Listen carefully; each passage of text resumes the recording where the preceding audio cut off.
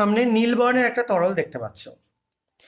এর মধ্যে আমি অ্যাড করে দেবো কিছুটা ডিস্টিলড ওয়াটার বা পাতিত জল। সলিউশনটাকে একটু ডাইলিউট করে নিচ্ছি বা লঘু করে নিচ্ছি, যাতে তোমাদের কালারগুলো বোঝাতে সুবিধা হয়।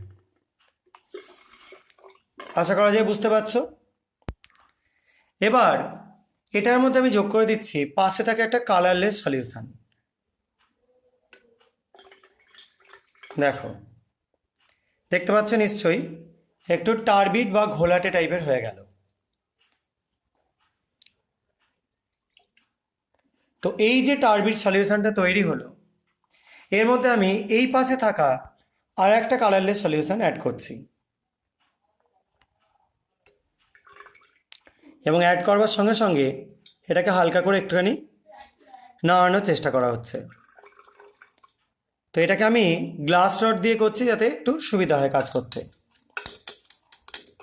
এটা যদি কারোর ল্যাবরেটরিতে ম্যাগনেটিক কোনো স্টারার বা এরকম টাইপের জিনিস থাকে, খুব ভালো মতো করা যাবে তাতে। দেখো, আবার কালারটা ডিসঅ্যাপিয়ার করে গেল। এবার আমরা এর মধ্যে অ্যাড করে দেবো কিছুটা এই যে সলিউশনটা দেখতে পাচ্ছ স্ট্র ইয়েলো কালারের, সেটা ড্রপ ওয়াইজ। দেখো,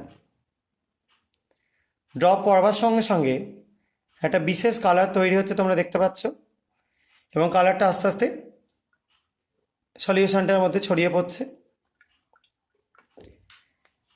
এবার আমরা আবার সেই গ্লাস রড দিয়ে একটুখানি সামান্য এটা নাড়িয়ে দেবো। এবার আরও কিছুটা অ্যাড করে দিচ্ছি। দেখো,